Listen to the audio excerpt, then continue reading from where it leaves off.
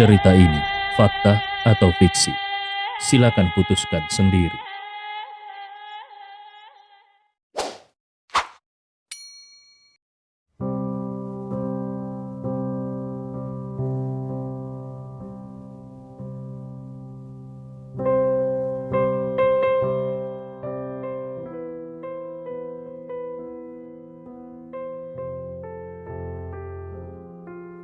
Bab 901 Konsorsium Zoo. Leon merentangkan tangannya dan berkata dengan sangat polos, "Aku tersesat." Kemarahan Zhou Xingyan yang baru saja ditekan menunjukkan tanda-tanda letusan. "Tersesat katamu?" Tangannya yang memegang pena bergetar dan langsung membuat lubang di buku catatannya. "Kau adalah orang yang dewasa. Bisakah kau tersesat? Kau sedang mencoba untuk menipu siapa?" Leon mengabaikan Zhou Xingyan yang hampir mengamuk dan berkata dengan sangat serius, "Itu benar, suasana hatiku sedang buruk, jadi aku keluar untuk berjalan-jalan. Tapi siapa yang akan menyangka kalau kemudian aku tersesat?" Tentu saja Leon tidak bisa memberitahu polisi bahwa dia pergi ke Meng untuk membantu Putri Kardin naik tahta, bukan? Bahkan kalaupun dia mengatakannya, Zhou Xingyan pasti tidak akan mempercayainya. Zhou Xingyan menggertakkan gigi karena marah. Pemuda ini masih bisa mengatakan omong kosong seperti ini? Hanya saja Leon bukanlah tahanan dan bahkan bukan tersangka. Jadi dia tidak bisa menyiksa Leon untuk mendapatkan pengakuannya. Zhou Xingyan terus bertanya, "Apakah kau kenal dengan pemilik Land Rover?" Leon menggelengkan kepalanya. Tidak tahu. Ini adalah jawaban yang sudah dia pikirkan sebelumnya. Dia tidak ingin melibatkan Susan Yin dalam masalah ini. Zhou Xingyan terus bertanya, "Apakah kau tahu kenapa mereka bisa berada di sana?" Leon memutar matanya. "Petugas, aku sudah mengatakan kalau aku tidak kenal mereka. Jadi bagaimana aku bisa tahu kenapa mereka ada di sana?" Zhou Xingyan berkata dengan dingin, "Benarkah? Tapi kenapa aku mendengar kalau kau pergi mencari mayat mereka sebelumnya?" Nalurinya mengatakan kepadanya bahwa kedua orang mati itu pasti ada hubungannya dengan Leon. Leon berkata tanpa daya, "Petugas, mereka hanyalah dua orang yang tidak bersalah dan mereka dibunuh oleh kelompok itu. Aku harus mengendarai mobil mereka dan mengantar gadis-gadis itu kembali. Jadi tentu saja aku harus mencari di mana mayat mereka dibuang agar aku bisa memberitahu pihak kepolisian dan mendapatkan kunci." Zhou Xingyan hampir mengamuk lagi ketika mendengar jawaban Leon. Namun Zhou Xingyan adalah seorang polisi kriminal yang berkualifikasi tinggi. Dia menekan amarah di hatinya dan bertanya dengan cepat, "Apakah kau pernah menjadi tentara sebelumnya?" Leon menggelengkan kepalanya secara langsung.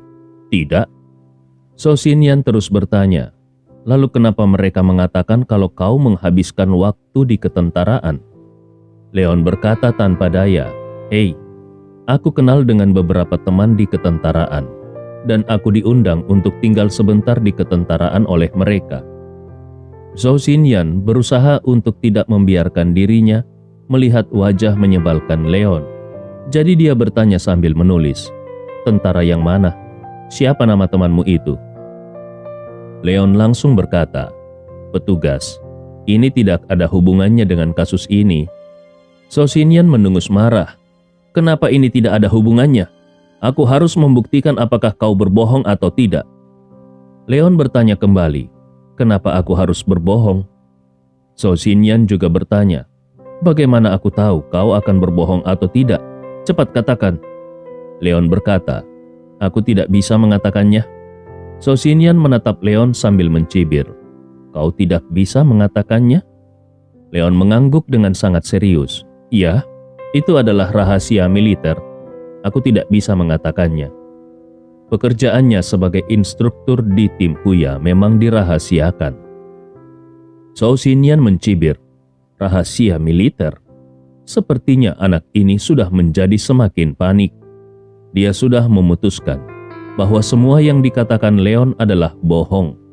Ini mengkonfirmasi kecurigaannya bahwa Leon pasti memiliki sesuatu yang berhubungan langsung dengan kasus penculikan ini. Pada saat ini pintu ruang interogasi didorong terbuka. Zhou Xinyan menoleh ke belakang dengan tidak puas dan melihat seorang pria paruh baya berusia 40-an berdiri di depan pintu. Dengan cepat Zhou Xinyan langsung berdiri dan menyapa, "Direktur." Kepala Departemen Kepolisian Kota Yundong mengabaikan Zhou Xinyan, tetapi langsung berkata kepada Leon dengan senyuman di wajahnya, "Tuan Wood, kau bisa pergi sekarang." Leon melirik Zhou Xinyan yang tertegun dan tersenyum sedikit. "Tapi kesaksianku belum direkam? Benarkah aku bisa pergi?" Direktur tersenyum sedikit dan berkata, "Kau telah banyak membantu kami, jadi kau tidak perlu membuat kesaksian. Tuan Wood, silakan pergi." Zhou Xinyan merasa tidak puas dan ingin mengatakan bahwa pasti ada yang salah dengan Leon. Tetapi dia dihentikan oleh tatapan mata direktur. Baru kemudian Zhou Xinyan menemukan bahwa di belakang direktur ada juga seorang wanita yang berdiri. Seorang wanita yang mengenakan setelan profesional dengan sosok yang tinggi dan penampilan yang elegan. Wanita itu adalah Su Mengjia, pemimpin dari konsorsium terbesar di kota Yundong, yaitu Konsorsium Su. Dia adalah saudara perempuan Su Mengqi, salah satu korban hari ini. Ini membuat Zhou Xinyan semakin menaruh curiga pada Leon. Bagi orang lain, ini mungkin hanya kasus perdagangan manusia biasa. Namun, Zhou Xinyan selalu merasa kejadian ini berkaitan dengan perkelahian antar geng yang berkecamuk di kota Yundong beberapa waktu lalu. Konsorsium Su mengendalikan hampir sepertiga kekayaan kota Yundong, dan di mata banyak orang, Su Xuan, ketua konsorsium Su, adalah seorang pengusaha dan dermawan yang terkenal. Su Mengjia, yang sekarang telah mengambil alih kepemimpinan dari Su Xuan, bahkan lebih berbakat dan cantik. Dia merupakan dewi di benak anak laki-laki kaya yang tak terhitung jumlahnya. Tapi dia jelas tahu bahwa saat itu konsorsium Su didirikan bukan dengan cara yang sah. Selama bertahun-tahun, meskipun banyak bisnis telah ditutup-tutupi, tetapi konsorsium Su selalu memiliki hubungan yang dekat dengan kekuatan bawah tanah di kota Yundong, terutama asosiasi masyarakat Dewa Perang yang sejak awal mendominasi kota Yundong. Hanya saja kemudian, asosiasi Dewa Perang mencoba memasuki kota Kunyun, dan presiden serta anggota intinya semuanya tewas di sana. Ini membuat asosiasi Dewa Perang menjadi runtuh. Namun konsorsium Su tidak menderita kerugian, tetapi justru mereka mengambil kesempatan ini untuk mencaplok banyak industri asosiasi Dewa Perang dan juga mendukung beberapa petinggi di dunia bawah tanah. Sekarang di seluruh dunia bawah tanah kota Yundong, siapa yang tidak tahu bahwa Su Xuan adalah orang pertama yang sebenarnya? Hanya saja belum lama ini, Sekte Lei yang mundur dari kota Kunyun muncul kembali di kota Yundong dan menduduki banyak wilayah dengan kekuatannya yang kuat. Secara samar-samar Sekte Lei menjadi raksasa lain di dunia bawah tanah kota Yundong. Kalau bukan karena fakta bahwa sebagian besar industri konsorsium Su sudah diputihkan, mereka pasti sudah akan menelan Sekte Lei sejak lama. Ketika Zhou Xinyan mengetahui bahwa gadis yang diculik itu adalah Su Mengqi, dia menduga selama ini mungkin perbuatan Sekte Lei untuk menyandra Su Xuan. Kalau bukan dengan organisasi perdagangan manusia, bagaimana mungkin mereka bisa menculik Su Mengqi yang dilindungi secara ketat oleh keluarga Su? Dan keberadaan Leon di sana juga terlalu kebetulan. Itulah sebabnya Zhou Xinyan benar-benar ingin menggali beberapa petunjuk dari mulut Leon. Hanya saja sekarang sepertinya dia sudah tidak memiliki kesempatan. Sambil menatap tajam ke arah Leon, Zhou Xinyan hanya bisa melihat Leon keluar dari ruang interogasi sambil tersenyum.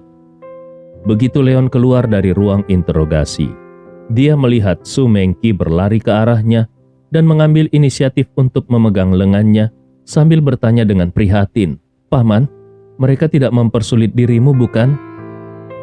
Leon tersenyum dan berkata, "Aku hanya memberikan kesaksian, apanya yang dipersulit?" Diam-diam, Leon sudah bisa menerima gelar paman ini, meskipun dia hanya beberapa tahun lebih tua daripada Su Mengqi. Su Mengqi menunjuk ke wanita yang mengenakan rok profesional di sebelahnya dan berkata dengan mata yang bersinar dengan sedikit kegembiraan yang tidak bisa dijelaskan, "Baguslah. Oh iya, ini adalah kakakku, namanya Su Mengjia." Su Mengjia berkata kepada Leon, "Terima kasih karena sudah menyelamatkan adikku." Jelas itu adalah sebuah ucapan terima kasih, tapi nadanya bahkan lebih dingin daripada ketika Zhou Xinyan berbicara. Leon tersenyum tidak peduli. Itu hanya masalah kecil. Menurut Leon, mungkin saja wanita ini memang memiliki karakter seperti itu. Su Mengjia tidak mengatakan apa-apa lagi. Kemudian dia berbalik dan berkata, "Ayo kita pergi." Leon tertegun. Pergi kemana? Dia tidak mengatakan kalau dia ingin pergi dengan wanita ini. Su Mengqi tertawa sambil menarik Leon. "Tentu saja ke rumah keluargaku, Paman." Bab 902, Tuan dari keluarga Su.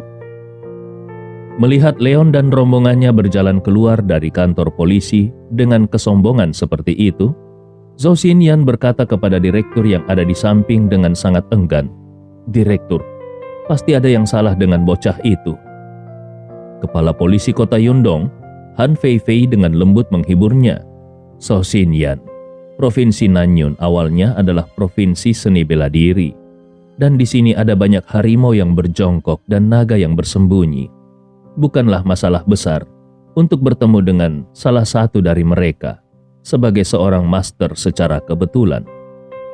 Jangan terlalu memikirkannya dan kembalilah untuk beristirahat lebih awal." Setelah mengatakan itu, Han Feifei pun berbalik dan pergi. Alis Zhou Xinyan terangkat. Dia tidak mengerti bagaimana bisa direktur yang selalu tegas itu akan melepaskan pria yang penuh celah seperti itu dan mengatakan kepadanya untuk tidak terlalu memikirkannya. Zhou Xinyan tidak tahu bahwa begitu Han Feifei berjalan kembali ke kantornya, dia langsung menyeka keringat di dahinya dan memaki Leon di dalam hatinya. Tentu saja Leon punya masalah. Kalau tidak ada masalah, atasannya pasti tidak akan menelpon langsung dan menyuruh agar Leon segera dibebaskan. Orang yang bisa membuat atasan dari bos menelpon secara langsung jelas bukan orang biasa. Sementara Zhou Xinyan benar-benar berpikir bahwa dirinya membebaskan Leon hanya karena Su Mengjia. Han Fei menghembuskan udara keruh dan menghela nafas pelan. Dia benar-benar tidak bisa memberitahu Zhou Xinyan tentang hal-hal ini. Dia hanya berharap gadis itu cukup pintar untuk tidak pergi mencari masalah dengan Leon. Sayangnya, dia ditakdirkan untuk kecewa saat ini. Zhou Xinyan tidak mau melepaskan orang yang dia curigai hanya karena peringatan samar Han Feifei. Setelah jam kerja selesai, dia tidak langsung pulang ke rumah, melainkan merekrut beberapa orang di lingkaran dalamnya dan diam-diam menjelaskan beberapa hal. Dia harus mencari tahu hubungan antara Leon dan keluarga Su. Tentu saja Leon dan keluarga Su tidak memiliki hubungannya satu sama lain. Sebelum hari ini, Leon bahkan tidak mengenal keluarga Su sama sekali. Namun atas permintaan kuat dari Su Mengqi, Leon pun akhirnya datang ke rumah keluarga Su. Mobil Su Mengjia adalah Bentley Continental berwarna biru royal dengan harga pasar 4 juta. Leon tahu bahwa keluarga Su pasti keluarga kaya dan bangsawan. Tetapi ketika dia benar-benar tiba di rumah keluarga Su, dia menyadari bahwa keluarga Su bukanlah keluarga kaya dan bangsawan biasa. Kompleks keluarga Su terletak di kota tua kota Yundong, Seluruh rumahnya dibangun di atas gunung. Di sebelah kiri adalah sungai pertama di kota Yundong, yaitu Sungai Willow. Di sebelah kanan adalah jalan yang penuh dengan vegetasi hijau. Dari teori Feng Shui, itu dianggap sebagai tanggapan terhadap kalimat naga hijau kiri, harimau putih kanan, setelah Xuan Wu sebelum burung merah. Ini adalah harta Feng Shui kelas 1. Rumah itu mencakup area yang sangat luas, sekitar puluhan ribu meter persegi. Di pintu masuk ada pos keamanan di mana lebih dari selusin pengawal berpakaian hitam sedang menunggu di sana. Kalau dilihat dari pinggang mereka yang menonjol, sepertinya masing-masing dari mereka dilengkapi dengan pistol. Negara Longteng melarang senjata dan sangat sulit bagi orang biasa untuk mendapatkan senjata. Tetapi keluarga Su secara terbuka telah menyiapkan senjata untuk pengawalnya. Tentu saja mereka bisa melakukannya karena mereka bukan keluarga kaya biasa. Setidaknya dengan status keluarga Wood di Rongdu, mereka tidak melengkapi pengawal mereka dengan senjata. Tentu saja, itu bukan karena sumber keuangan keluarga Su yang melebihi keluarga Wood. Hanya saja keamanan di Rongdu memang jauh lebih baik daripada di Nanyun. Jadi tidak perlu untuk melengkapi para pengawal dengan senjata api. Tapi bagaimanapun juga, status keluarga Su di kota Yundong pasti sangat baik, dan Leon juga merasa sedikit penasaran. Karena keluarga Su memiliki latar belakang keluarga seperti itu, bagaimana mungkin Su Mengqi bisa ditangkap oleh sekelompok pedagang manusia? Meskipun orang-orang itu galak, mereka hanyalah sekelompok penjahat biasa. Menangkap anak-anak biasa mungkin tidak masalah bagi mereka, tapi seharusnya sangat sulit bagi mereka untuk bisa menangkap Su Mengqi dari bawah hidung keluarga Su. Bentley diparkir di depan sebuah bangunan kecil berlantai 3, di mana pasangan berusia 50-an sudah berdiri. Su Mengqi melompat keluar dari mobil dan berlari cepat ke arah pasangan itu. "Ayah, Ibu!" Pria itu mengusap kepala Su Mengqi dengan penuh kasih sayang. Tetapi sebaliknya, wanita itu menarik Su Mengqi ke dalam pelukannya dan memeluk Su Mengqi dengan erat. Air mata mengalir di mata wanita itu. Terlihat jelas kalau dia penuh dengan kekhawatiran selama Su Mengqi diculik. Kemudian, pria itu melangkah mendekat dan mengambil inisiatif untuk mengulurkan tangan kanannya ke arah Leon. Dengan senyum ramah di wajahnya, tanpa mengungkapkan keagungan seorang atasan, pria itu berkata, "Tuan Wood, aku Su Xuan. Terima kasih karena sudah menyelamatkan gadis kecil kami." Leon tersenyum. Tuan Su terlalu sopan. Ibu Su Mengqi di sisi lain juga bergegas untuk berterima kasih kepada Leon setelah mengucapkan beberapa patah kata kepada putrinya. Dan setelah pasangan itu mengungkapkan rasa terima kasih mereka dengan sopan, Su Xuan secara pribadi mengundang Leon untuk masuk ke dalam rumah. Saat ini hari sudah malam dan sudah waktunya untuk makan malam. Koki juga sudah menyiapkan makan malam yang mewah. Di meja makan, selain keluarga Su Xuan, hanya ada Leon sebagai orang luar. Su Xuan sangat pandai berbicara. Dia tidak menanyakan latar belakang dan asal-usul keluarga Leon. Dan dia juga tidak menanyakan secara detail bagaimana cara Leon menyelamatkan Su Mengqi.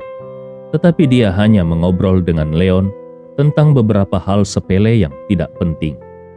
Setelah makan malam, Su Xuan mengundang Leon untuk menginap di rumahnya. Leon berpikir sekarang sudah larut, jadi dia tidak menolak dan menyetujui tawaran Su Xuan. Pada akhirnya, Su Xuan meminta putri sulungnya Su Mengjia untuk secara pribadi membawa Leon ke bangunan kecil lain untuk menginap. Adapun Su Xuan, setelah membiarkan istrinya membawa Su Mengqi ke tempat tidur, dia juga langsung pergi ke bangunan kecil lainnya. Dari luar, bangunan kecil ini tidak jauh berbeda dengan bangunan kecil lainnya. Kalaupun ada yang berbeda, itu hanyalah bahwa di halaman di luar bangunan kecil ini, tanamannya sedikit lebih subur. Pada saat ini, seorang lelaki tua berkemeja panjang sedang duduk di sofa di ruang tamu bangunan kecil itu. Aura orang kaya di tubuh Su Xuan telah menghilang tanpa jejak saat ini dan digantikan oleh wajah yang penuh dengan pembantaian. Dia bertanya kepada lelaki tua berkemeja panjang itu, "Tuan Yang, apa pendapatmu tentang anak itu?" Lelaki tua itu berkata dengan pelan, "Seharusnya dia bukan seseorang yang mereka kirim. Dan karena nona muda sudah diselamatkan, tidak ada alasan untuk kita mencurigainya." Su Xuan juga setuju dengan alasan ini. Tetapi penampilan Leon terlalu kebetulan, jadi dia harus berhati-hati. Dia kembali bertanya, bagaimana dengan kekuatannya? Lelaki tua itu memikirkan berita tentang adegan yang Su Mengjia ketika dibawa ke kantor polisi dan membuat penilaiannya sendiri. Jangan khawatir, tidak ada sedikit pun ki sejati yang mengalir di tubuhnya. Seharusnya itu hanyalah keterampilan eksternal yang baik, dan dengan keahlian menembak yang akurat, dia tidak akan bisa membalikkan ombak apapun. Su Xuan memikirkannya dan mengangguk. Kalau begitu, aku tahu apa yang harus aku lakukan. Untuk sementara, Su Xuan mengesampingkan pertanyaan tentang Leon dan berkata kepada lelaki tua itu, "Kalau begitu, apakah Tuan Yang merasa yakin dengan Lei Qianqiu?" Lelaki tua itu tersenyum percaya diri. "Kau tidak perlu khawatir tentang hal ini. Lei Qianqiu telah melangkah ke alam bawaan hanya dalam waktu setengah tahun. Dengan bakatnya, dia mungkin masih berada dalam tahap pelatihan daging saat ini. Jadi sangat mudah untuk membunuhnya. Jangan memperhatikan tawarannya."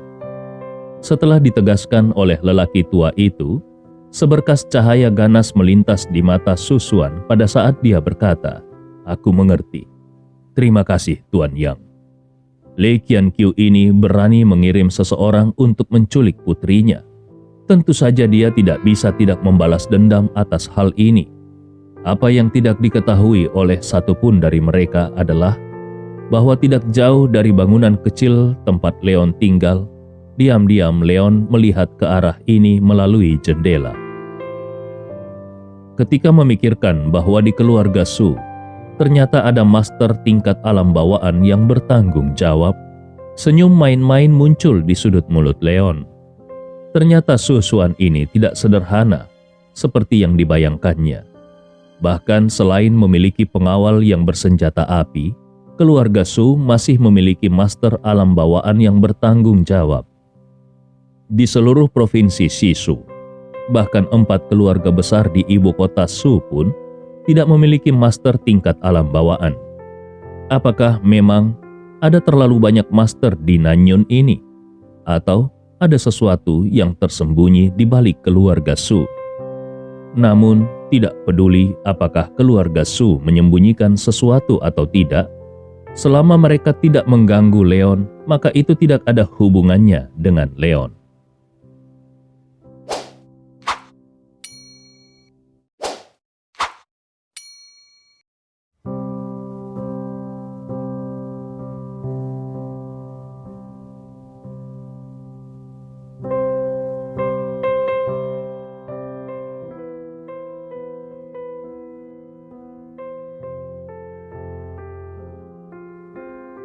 Bab 903, Mimpi Mengki.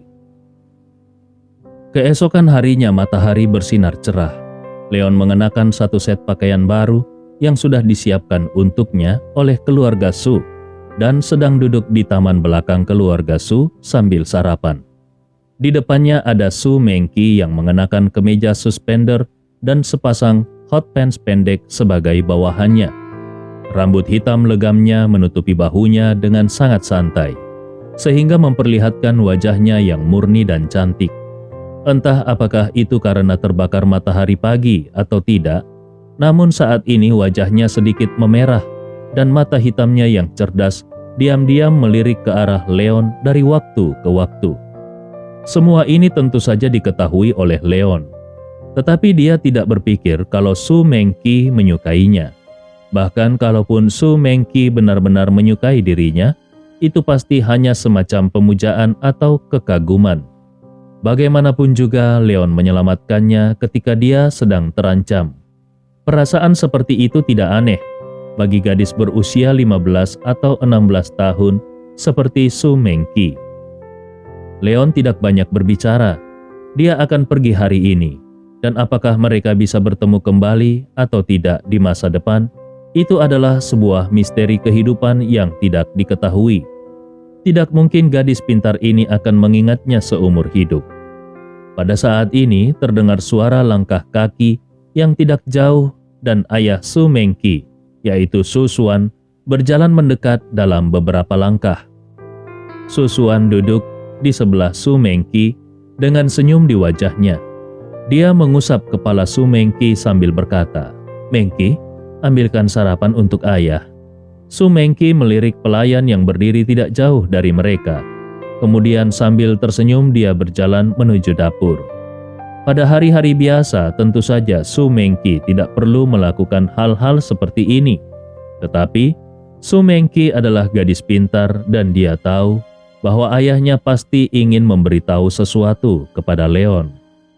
Mungkin saja itu adalah apa yang dimintanya kepada ayahnya.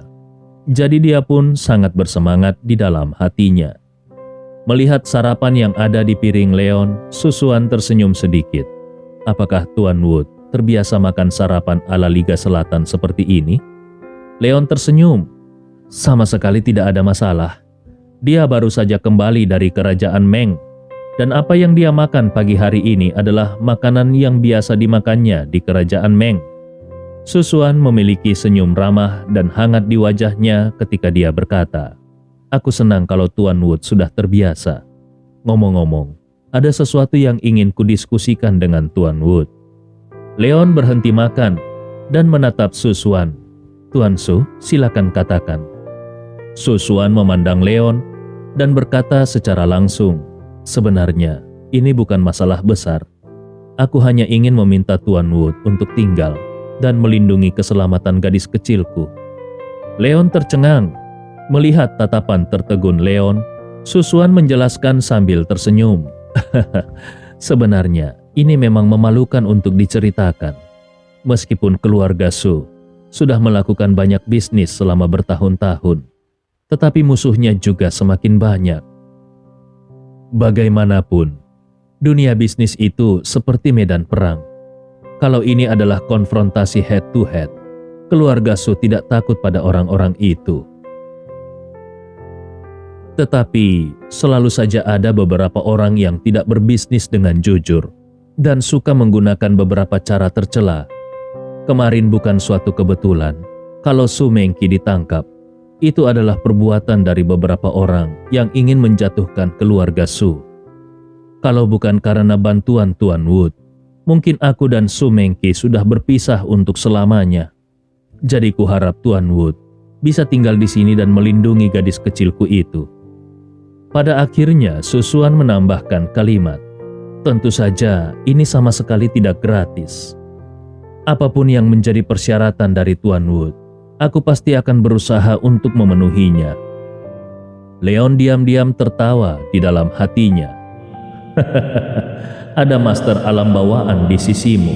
Mana mungkin kau masih membutuhkan perlindunganku?" Dia tahu kalau masalah ini kemungkinan besar adalah ide dari Su Mengqi.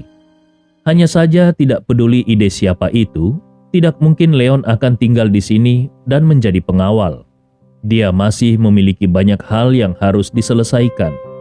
Bagaimana mungkin dia bisa tinggal di sini untuk seorang gadis yang baru saja ditemuinya secara kebetulan?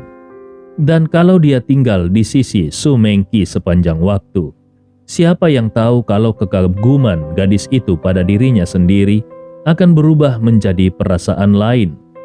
Dia memiliki hutang emosional yang cukup sekarang. Tetapi dia tidak ingin seorang gadis berusia 15 atau 16 tahun mencintainya. Akhirnya Leon pun tersenyum dan berkata, "Aku sangat menghargai kebaikan Tuan Su, tetapi aku memiliki hal lain yang harus dilakukan. Jadi aku tidak bisa tinggal di sini." Su Xuan sedikit mengernyit. Pakaian Leon sebelumnya bukanlah pakaian mewah. Jadi menurutnya anak ini seharusnya seorang pemuda dengan sedikit kemampuan. Apalagi Su Mengqi pernah mengatakan kepadanya bahwa Leon pernah menjadi tentara. Ditambah lagi dengan penilaian Yuan Yang. Tadinya dia berpikir kalau Leon mungkin seorang veteran. Orang seperti itu mana mungkin memiliki banyak hal untuk dilakukan. Kalau bukan karena permintaan putrinya, dia juga tidak akan mau membuat permintaan seperti ini kepada Leon. Awalnya, dia juga berpikir bahwa selama dia yang mengusulkannya, Leon pasti tidak akan menolaknya. Su Xuan merenung untuk waktu yang lama dan kemudian berkata, "Kalau Tuan Wood merasa malu untuk mengajukan permintaan, maka biarkan aku yang akan menjelaskannya. Selama kau tinggal di sini dan melindungi keselamatan gadis kecilku itu, aku bisa memberimu gaji 500.000 sebulan. Tentu saja kalau menurutmu itu masih kurang, kau bisa meminta lebih banyak lagi.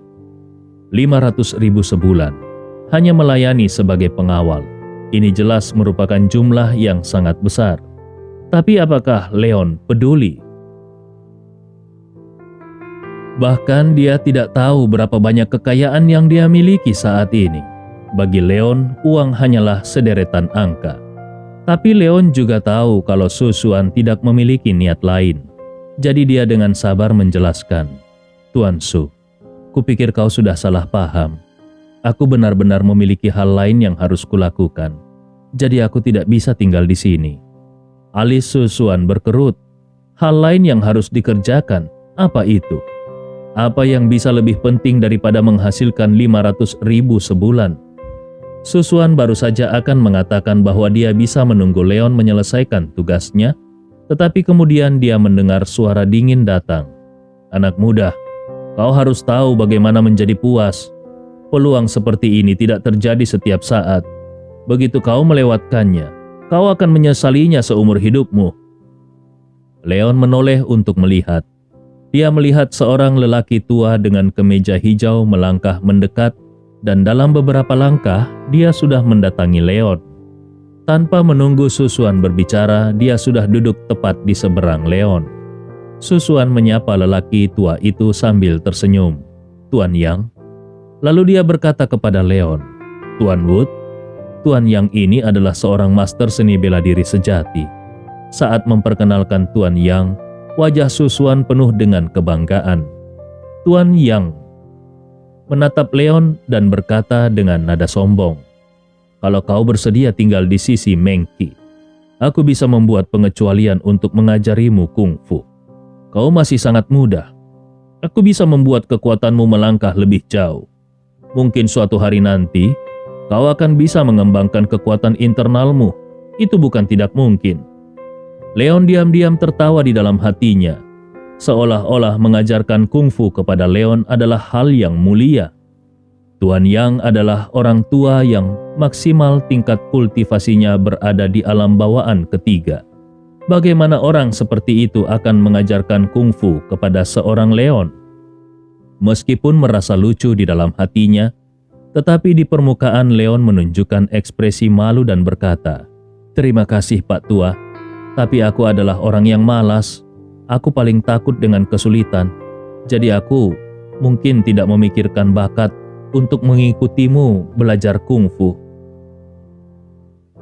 Alis Tuan Yang berkerut, seolah-olah dia tidak menyangka kalau Leon akan menolaknya.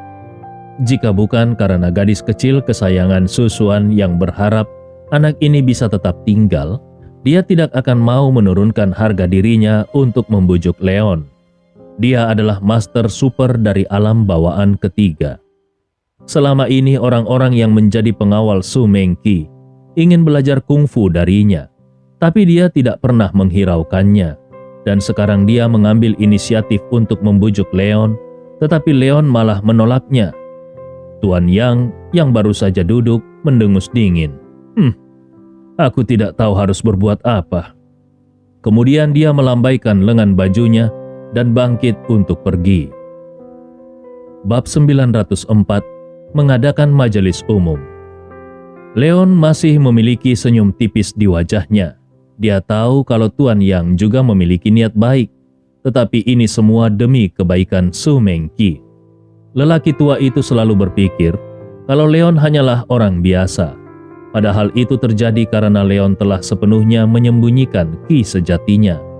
Tuan Yang bahkan tidak bisa melihat kedalaman kultivasi Leon. Lalu kualifikasi apa yang dia miliki untuk membimbing Leon dalam seni bela diri? Su Xuan juga memiliki rasa malu di wajahnya. Dia tidak menyangka kalau putrinya juga akan menyuruh Tuan Yang maju. Hanya saja dia juga tidak menyangka kalau Leon akan begitu keras kepala sehingga dia benar-benar menolak kebaikan Tuan Yang. Mungkinkah Leon sama sekali tidak tahu tentang kultivasi Tuan Yang sehingga dia menganggap Tuan Yang sebagai orang tua biasa? Su Xuan benar-benar ingin memberitahukan kemampuan Tuan Yang kepada anak muda yang ada di depannya ini, sehingga anak muda ini bisa mengerti betapa sulitnya mengundang Tuan Yang untuk mengajari orang seni bela diri. Tetapi ketika dia melihat penampilan Leon yang acuh tak acuh, dia hanya bisa menghela nafas dalam hatinya. Putriku, ini bukan karena ayah tidak mau membantumu, tapi ini karena anak muda ini terlalu keras kepala. Ayah tidak mungkin memaksanya dengan pistol, bukan? Bagaimanapun, Leon bisa dianggap sebagai dermawan penyelamat hidup putrinya. Pada saat ini, Su Mengqi yang sudah tahu hasilnya datang dengan sarapan di tangannya dan melirik Leon dengan sedikit kebencian. Leon tidak melihatnya sama sekali. Dia sudah membuat keputusan untuk pergi dari sini setelah sarapan. Su Xuan juga tidak mengatakan apa-apa lagi. Dia hanya sarapan dan pergi. Su Mengqi ditinggalkan sendirian untuk menemani Leon. Su Mengqi memandang Leon. Paman kecil, apakah kau benar-benar tidak ingin tinggal? Bahkan dia sendiri juga tidak mengerti kenapa dia ingin Leon tinggal di sini. Dia hanya merasa bahwa selama dia berada di sisi Leon, dia akan sangat aman. Leon tersenyum. Pamanmu ini juga punya urusan sendiri. Aku akan datang menemuimu saat aku bebas di masa depan. Mata abu-abu Su Mengqi berbinar lagi. Benarkah? Leon tersenyum dan berkata, tentu saja. Bagaimanapun, kota Nanhe tidak terlalu jauh dari kota Yundong. Itu hanya akan memakan waktu beberapa jam saja. Su Mengqi bertanya, bukankah paman berasal dari Rongdu? Apakah paman tinggal di kota Nanhe sekarang? Leon hanya mengangguk ringan. Su Mengqi menatap Leon dengan kegembiraan di wajahnya. Kalau begitu, kapan-kapan aku akan pergi ke kota Nanhe untuk menemui paman, oke? Leon tersenyum tipis. Oke. Setelah mendapatkan jawaban Leon, suasana hati Su Mengqi menjadi jauh lebih baik. Dia tidak lagi peduli apakah Leon bisa tinggal di sisinya atau tidak. Setelah sarapan, Su Mengqi pergi ke sekolah dengan gembira. Bagaimanapun, beberapa hari lagi adalah hari libur. Pada saat itu dia bisa pergi ke kota Nanhe untuk bertemu dengan Leon. Leon juga mengucapkan selamat tinggal dan pergi, tetapi Su Xuan tidak muncul. Dia hanya meminta putri sulungnya Su Mengjia untuk mengantar Leon ke stasiun kereta api berkecepatan tinggi. Rupanya, baginya Leon sudah tidak menghormatinya ketika Leon menolak Tuan Yang dan tidak ingin tinggal di sisi Mengqi. Leon tidak peduli. Bagaimanapun juga menurutnya, dia dan keluarga Su tidak akan memiliki hubungan satu sama lain. Dia hanya ingin kembali ke kota Nanhe sesegera mungkin. Jadi siapapun yang mengantarnya tidak akan ada bedanya. Su Mengjia memiliki temperamen acuh tak acuh. Dia sama sekali berbeda dari Su Xuan yang pandai berbicara. Leon sendiri tidak memiliki kebiasaan banyak berbicara dengan orang yang tidak terlalu dikenalnya. Jadi di sepanjang perjalanan mereka hanya diam. Hanya saja ketika mereka hampir tiba di stasiun kereta api berkecepatan tinggi, Su Mengjia tiba-tiba berbicara. Kau telah melewatkan kesempatan besar. Leon tertegun. Dia menoleh untuk menatap Su Mengjia. dan mengerti bahwa apa yang dibicarakan oleh Su Mengjia ini pasti mengenai tindakannya yang menolak kebaikan Tuan Yang. Leon berkata sambil tertawa santai, "Sesuatu yang seharusnya menjadi milikmu, bagaimanapun juga, akan tetap menjadi milikmu. Sedangkan apa yang bukan milikmu, bagaimanapun juga kau berusaha, tetap tidak akan menjadi milikmu. Di dunia ini, mana ada yang disebut terlewat atau tidak?" Su Mengjia melirik Leon. Dia tidak mengerti apakah pria ini memang benar-benar bodoh atau hanya berpura-pura bodoh. Seorang master alam bawaan yang bermartabat ingin mengajarinya seni bela diri. Tapi, dia benar-benar mengabaikannya. Mungkinkah pria ini benar-benar berpikir bahwa hal-hal yang dia pelajari di ketentaraan dapat dibandingkan dengan master alam bawaan? Sejauh yang dia tahu, kalau seorang master tingkat alam bawaan bersedia bergabung dengan tentara, mereka akan langsung diperlakukan sebagai jenderal. Hanya saja untuk master seperti itu, biasanya mereka tidak bertempur, sehingga hanya sedikit orang yang mau bertugas di ketentaraan. Melihat Su Mengjia memandang dirinya sebagai katak di dasar sumur, Leon tetap tidak ingin menjelaskan apapun. Dia hanya menutup matanya dan tidur.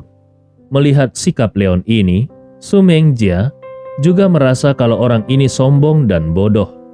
Dia juga kehilangan minatnya untuk berbicara. Setelah mengirim Leon ke stasiun, dia tidak mengatakan apa-apa dan langsung pulang. Tentu saja Leon juga tidak peduli. Dia langsung pergi ke kereta api yang menuju ke kota Nanhe. Dia sudah lama tidak melihat Yan Rou, dan dia sangat merindukannya.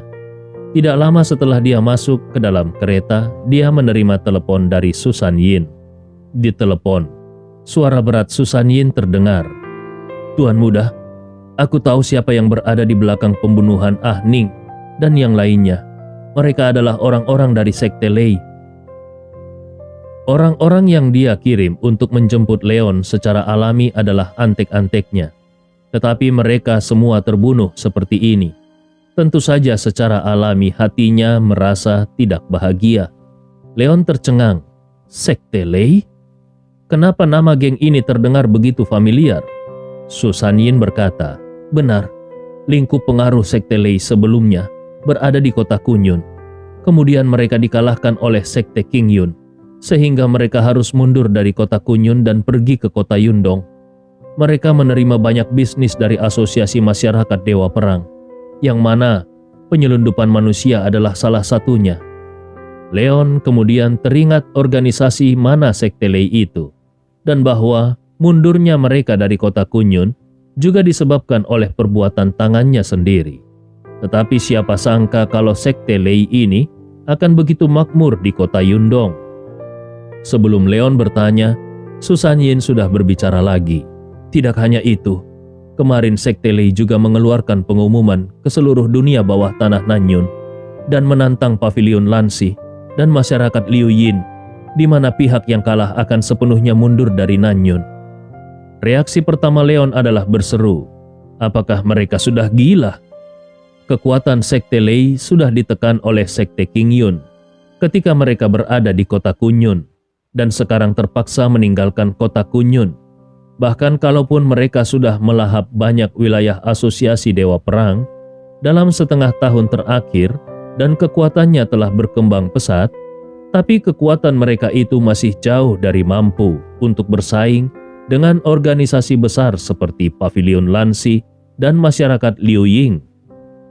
Pada saat ini, mereka memilih untuk menantang Pavilion Lansi dan masyarakat Liu Ying yang sekarang sedang menjadi pusat perhatian.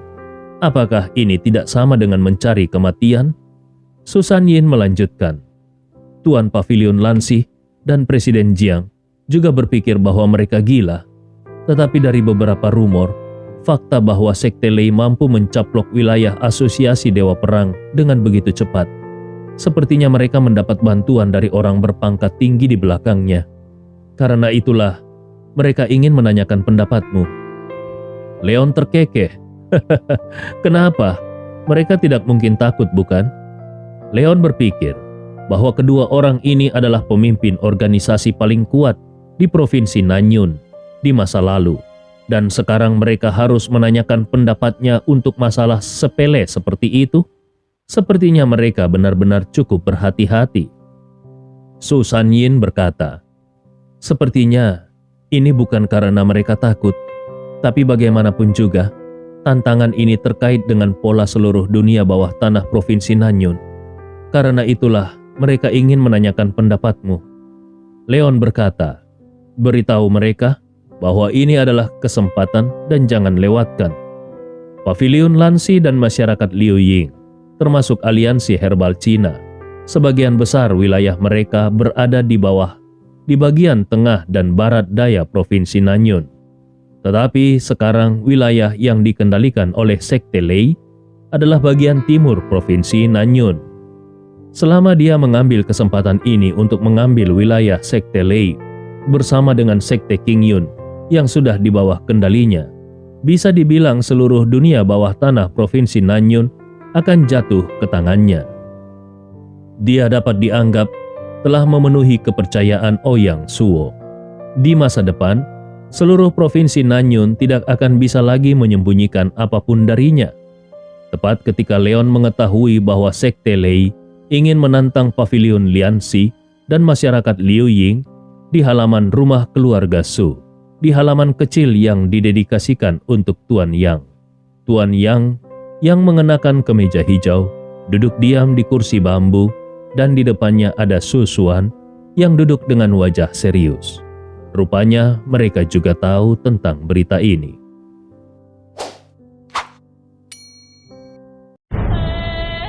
Cerita ini fakta atau fiksi? Silakan putuskan sendiri.